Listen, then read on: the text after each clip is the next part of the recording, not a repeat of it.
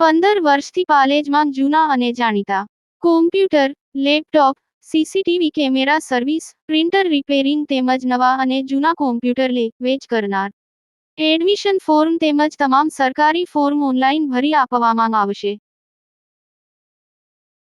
VCT મહિલા arts and commerce college ખાતે તારીખ 23/1/2026ના રોજ વીર નર્મદ દક્ષિણ ગુજરાત યુનિવર્સિટી ઇન્ટર કોલેજની બહેનોની ખો-ખો ટુર્નામેન્ટનું આયોજન કરવામાં આવ્યું. પ્રથમ મેચ વીસીટી મહિલા arts and commerce college Bharuch અને વિશ્વભારતી ગર્લ્સ કોલેજ મોઠવા વચ્ચે રમાઈ. વીસીટી મહિલા આર્ટ્સ એન્ડ કોમર્સ કોલેજ ખાતે વીર નર્મદ દક્ષિણ ગુજરાત યુનિવર્સિટી ઇન્ટર કોલેજની બહેનોની ખો-ખો ટુર્નામેન્ટનું આયોજન કરવામાં આવ્યું હતું, જેમાં મુખ્ય અતિથિ ડોક્ટર હસમુખભાઈ પટેલના હસ્તે રિબિન કાપી શરૂઆત કરવામાં આવી હતી. તેમજ ઉદ્ઘાટન કાર્યક્રમમાં મહેમાન જનાબ યુનુસભાઈ માંજરા સાહેબ, જનાબ સલીમભાઈ અમદાવાદી ઉપસ્થિત રહ્યા હતા. દરેક કોલેજના કોચ, રમતના મેનેજરો પણ હાજર રહ્યા હતા. સ્પર્ધામાં જુદી જુદી કોલેજની કુલ 11 ટીમ અને 132 ખેલાડીઓએ ભાગ લીધો હતો. યુનિવર્સિટી ખો-ખો ટીમ સિલેક્શન કમિટીના સભ્યો દ્વારા સ્પર્ધાના નિયમો વિગતે જણાવવામાં આવ્યા હતા. મુખ્ય અતિથિ દ્વારા સ્ત્રી સશક્તિકરણ માટેની પ્રેરણાદાયક વક્તવ્ય આપી સ્પર્ધકોનો ઉત્સાહ વધાર્યો હતો.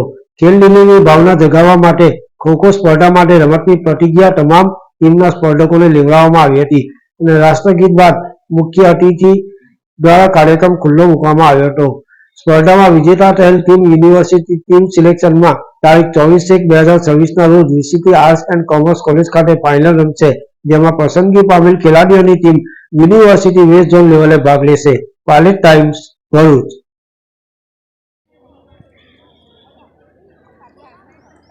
વીર નર્મદ દક્ષિણ ગુજરાત યુનિવર્સિટી સંચાલિત અને વીસીટી ચેરિટેબલ ટ્રસ્ટ સંચાલિત વીસીટી મહિલા કોલેજ આયોજિત વીર નર્મદ દક્ષિણ ગુજરાત યુનિવર્સિટીની આંતર કોલેજ ખો-ખો બહેનોની સ્પર્ધાના આજે ઉદ્ઘાટન કરવામાં આવ્યું, જેમાં 12 જેટલી ટીમોએ આ સ્પર્ધામાં ભાગ લેવા માટેનું આમંત્રણ મળ્યું અને આની સ્પર્ધા આજે થશે.